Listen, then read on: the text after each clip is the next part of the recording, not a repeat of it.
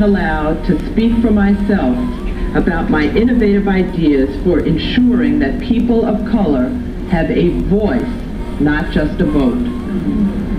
We seem to have forgotten that dialogue and intergroup communication are critical to forging consensus.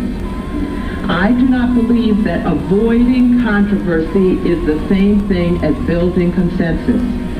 Nor do I believe that talking about controversial issues is what creates controversy. For example, the controversy about race preceded my nomination. Talking did not exacerbate that controversy. Not talking did. Genuine debate was shut down by techniques of stereotyping and silencing. I was punished as the messenger reporting the bad news about our racial situation. I dared to speak when I should have been silent. They didn't ask, but I told.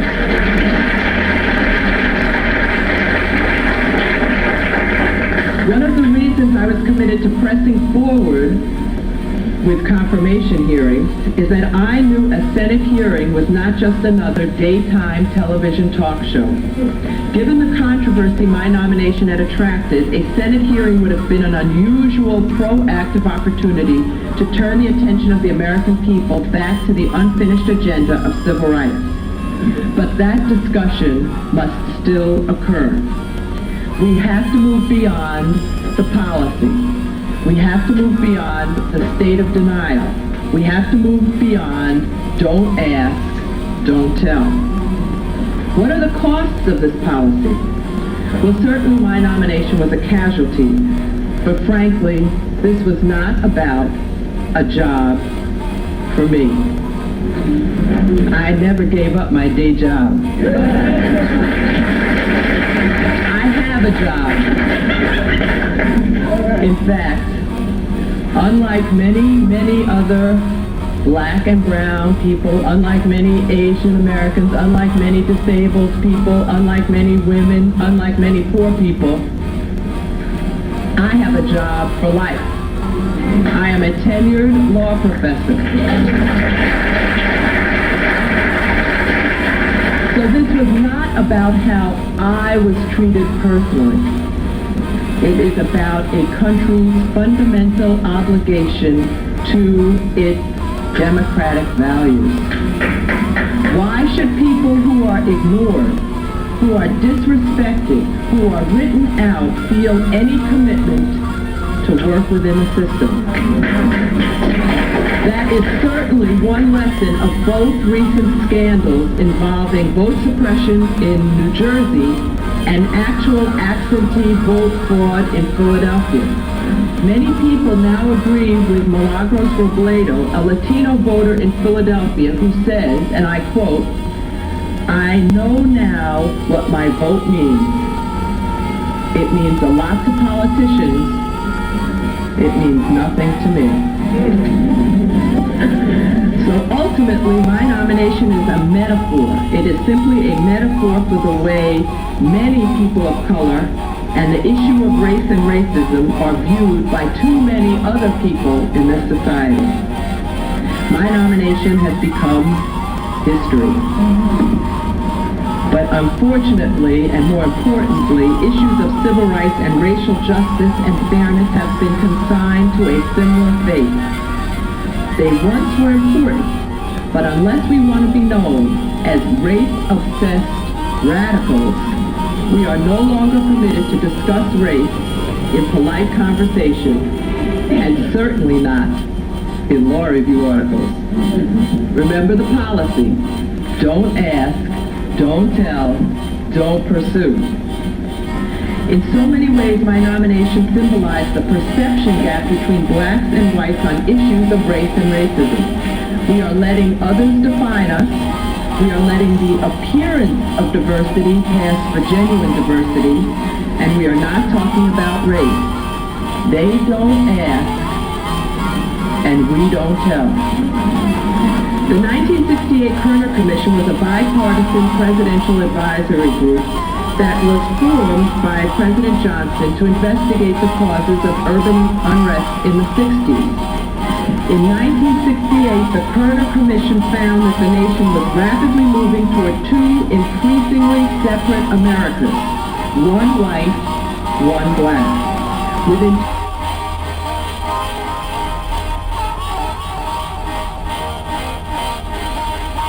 told me she was so ashamed of what had happened to her, she hadn't even told her own mother. So we have people experiencing discrimination who are too ashamed to talk about it. And as a result, their experiences remain invisible to the vast majority of whites who continue to enjoy amiable assumptions about racial progress. Whereas only 8% of college-educated blacks feel things got better in the last 10 years, a majority of whites think things got better in the last 10 years. So the experiences of many black people remain invisible. On the other hand, many whites don't want to talk about their own experiences or perceptions because they're afraid of being labeled a racist. And as I said, no one wants to be called names. I can tell you that from my own personal experience. Now, 25 years ago, the Kerner Commission called for national action in 3 areas: improving equal opportunity, addressing the plight of the disadvantaged, and increasing communication across racial lines. Improving equal opportunity, addressing the plight of the disadvantaged, and increasing communication across racial lines. To the extent we have done anything, and we haven't done much, but to the extent we've done anything about the Kerner Commission objectives, we focused on the first 2. Formal equal opportunity and formally addressing the plight of the disadvantaged. But what about the third, changing attitudes?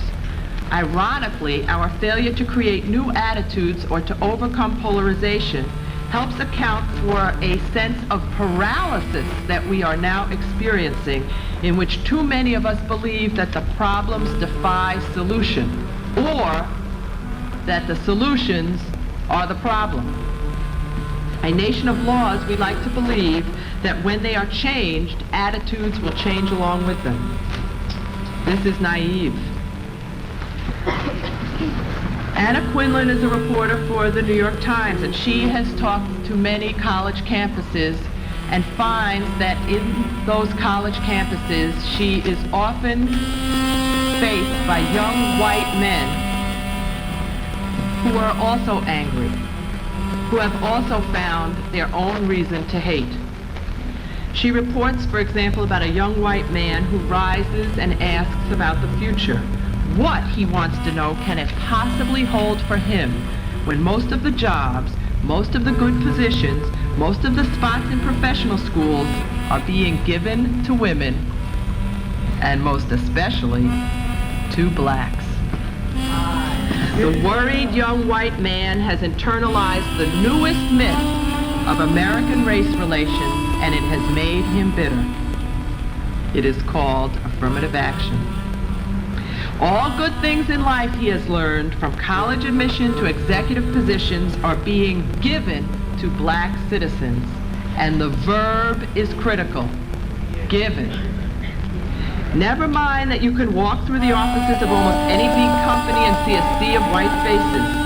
Never mind that with all that has been written about preferential treatment for minority law students, only about 7,500 of the 127,000 students enrolled in law school last year were African American. Never mind that there are more black men in prison than in college. Never mind that for some black men, prison has become a rite of passage. Never mind that only 3% of the doctors in this country are black. And never mind that many of our young people still suffer the secrets of racism. Now, 40 years ago, when Thurgood Marshall challenged segregation in the cases leading up to Brown versus Board of Education, he was crusading to overcome and to expose the secrets of racism. What he called stigmatic injury, or the psychological wounds of separate but equal. He was not so much worried about whether black children were sitting next to white children so that they could learn. He was worried that the doctrine of separate but equal was conveying a message to young black children that they are not equal. He was crusading for black self-esteem. It was a problem demonstrated 40 years ago by Kenneth Clark's doll experiments, where he showed young black kids two sets of dolls, a black doll and a white doll, and asked them which doll was pretty. And they picked the white doll. That was 40 years ago. I just read about a comparable experience that took place during February of 1994, Black History Month. A white teacher in Montgomery, Maryland, showed his 6th grade class a film based on a Langston Hughes short story about a young black boy who steals an elderly black woman's purse, and she then takes him in and changes him, smothering him with love and affection. And when the lights came on, the teacher asked the students what they thought of the film and what they thought the message of the film was. This was a class of 29 students. All but 2 of them were black or Latino. This was a class of 29 students. All but 3 of them were eligible to receive a free lunch. One of the best students in the class, an A student, a young black boy in the 6th grade class, raised his hand and he said this was the message of the film, and I quote, "You knew something bad was going to happen when it started. As soon as you see a black boy, you know he's gonna do something bad." The teacher, just because he's black, he's bad. The student, everybody knows that black people are bad. That's the way we are. The teacher was horrified and asked how many students in the class agree. 24 of the 29 students in the class raised their hands. Black people are bad. So the teacher, still trying to figure this out, this white teacher in Montgomery, Maryland, said, "Well, are you using the word bad to mean cool or tough or hot? Or do you mean not good?" "Not good," was the answer. The teacher then spent several sessions talking to the students, and he concluded that for these students, being bad was not seen as a matter of choice, and it was not seen as a matter of their upbringing. They saw it as a racial attribute. And within this paradigm of what they are, the teacher said they were very good at being bad. Some were excellent. What the teacher found is that the badder these kids were, the greater their social status. They had found a way to deal with success on their own terms. These students in 1994 carry within them the secret of racism, and it has led them to harbor doubts about themselves. And so the chasm widens. Thus, the key lesson of my nomination is that if we are going to move forward together as a society united to forge a common destiny, we first must commit to start talking. We must start talking and listening to people who are unlike ourselves. We must speak out and say that the appearance of formal equality, the fact that we don't have laws on the books that announce separate but equal, does not mean that we are all now equal.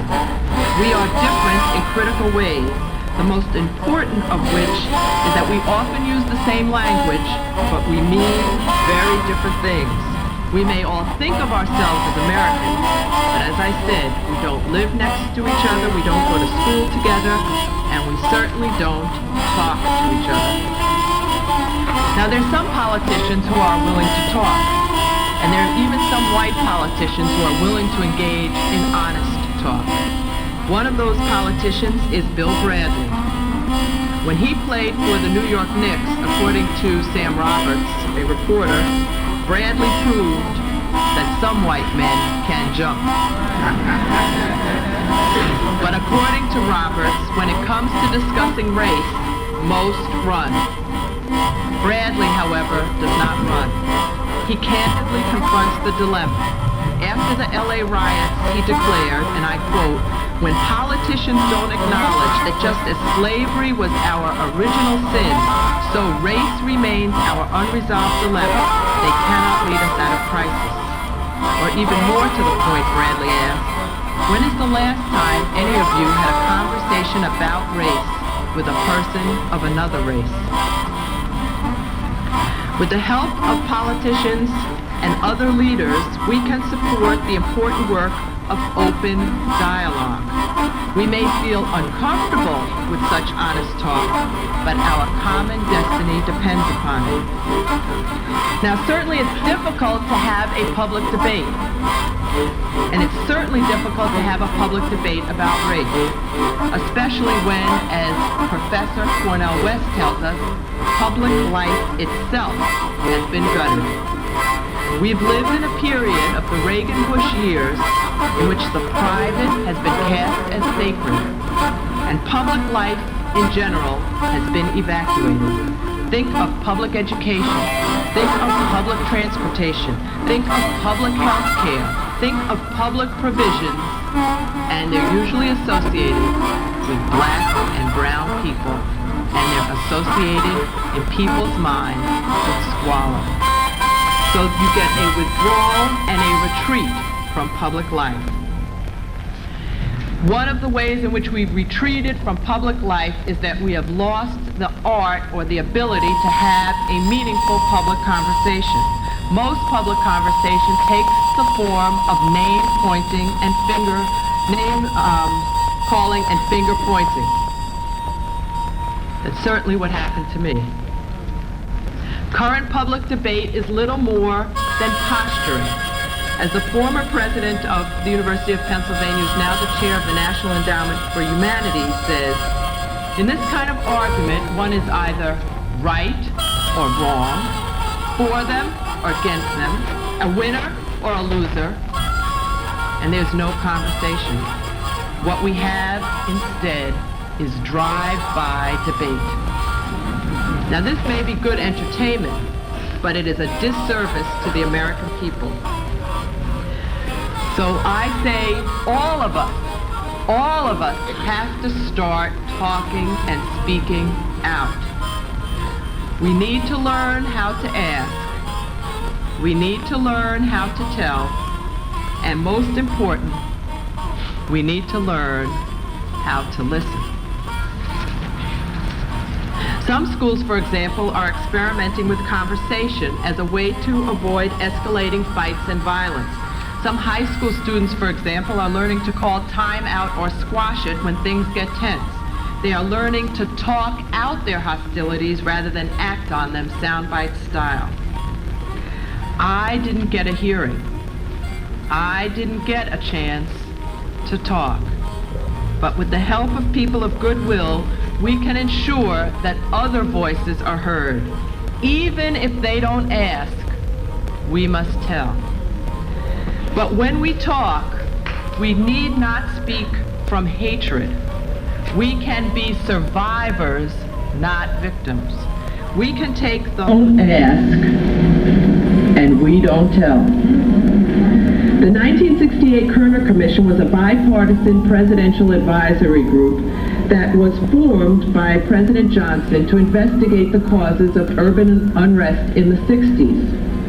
In 1968, the Kerner Commission found that the nation was rapidly moving toward two increasingly separate Americas, one white, one black.